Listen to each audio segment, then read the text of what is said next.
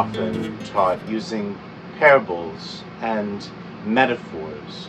He spoke with images and stories that challenged people's imagination, and through their imagination challenged their beliefs.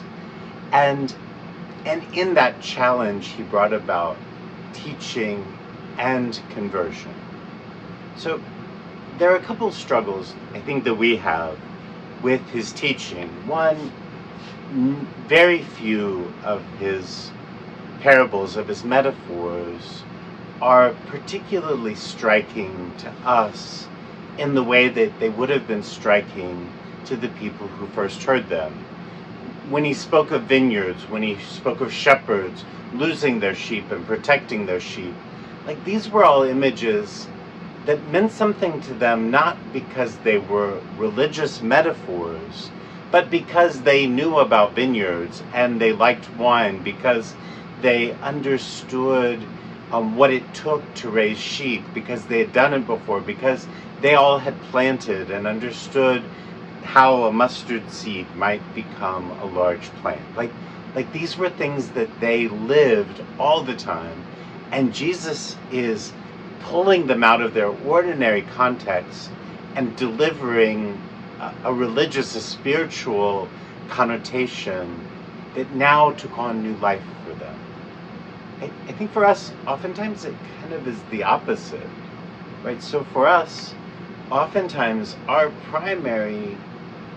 my only experience with a mustard seed was the time that the religious ed teacher brought one along to CCD.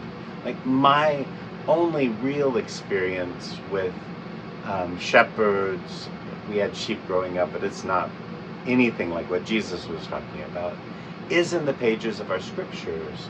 And so now these stories carry a certain teaching, a certain meaning, but they don't evoke our imaginations. They don't challenge our imagination or our understanding. And I don't know, some people suggest we should make new metaphors, like the kingdom of God is like a woman who posted a simple Facebook page and in the morning woke up to find that it had 2 million views and had gone viral. I don't know. I'm not going to try to make up new metaphors, I promise.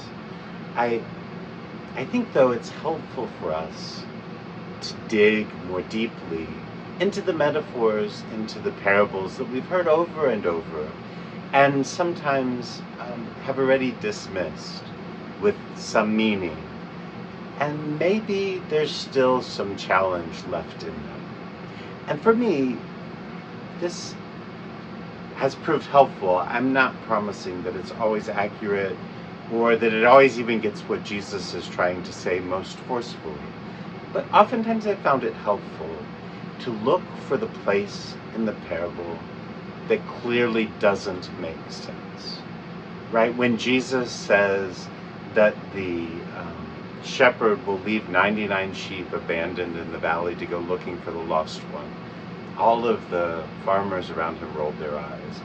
And today, when Jesus says that the master told his servants not to go pull the weeds, who doesn't pull the weeds, right? I mean, now we have glyphosate or something we can spray on everything. But everybody knows that the grain, the wheat, is going to grow better. It'll get more nutrients. It will receive more of the water when it rains. The sun will hit it. Jesus just told a story last week about the seeds being choked off by thorns. You pull the weeds.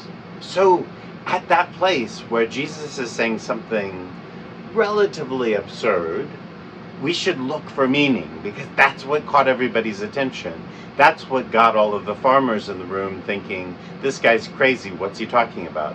And in that what's he talking about moment, Jesus was able to say something about the kingdom. He was able to say something about God. Instead, if you read the commentaries, they're explaining how there's this weed that looked a lot like wheat when they first started growing, and that's why.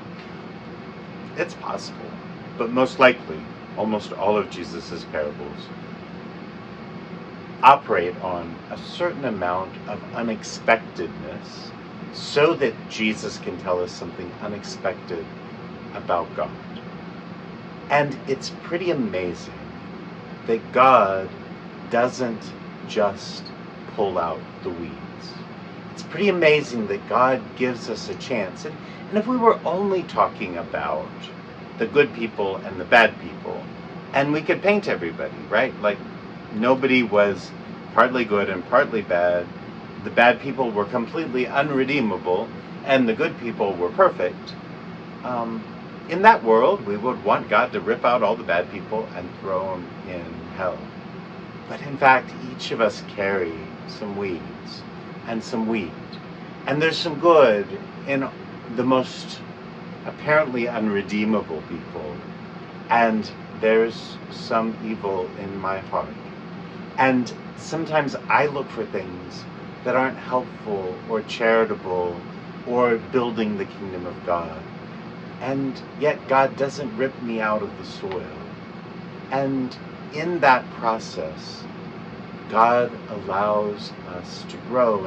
And Jesus is inviting those who want to be part of the kingdom to be willing to grow alongside what's messy, right?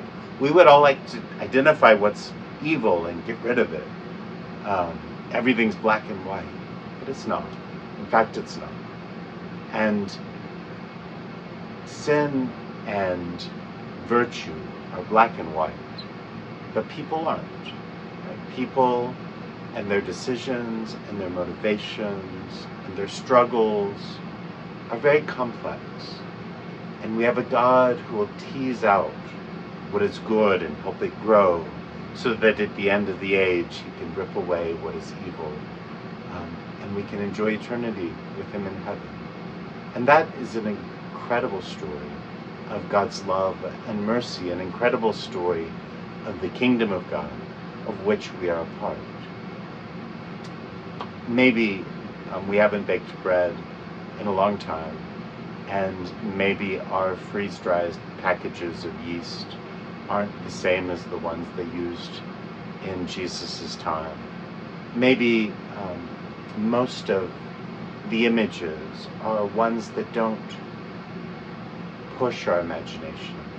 But whenever possible, I think to respect the parable, to respect how Jesus was trying to teach, it's a good idea to look to be surprised by the parables, to look for the meaning that doesn't quite make sense, and not just plaster it all over with the easy answers that we've heard and taught and shared a million times, that no longer surprise or engage us, to allow ourselves to be engaged and surprised by the teachings of Jesus.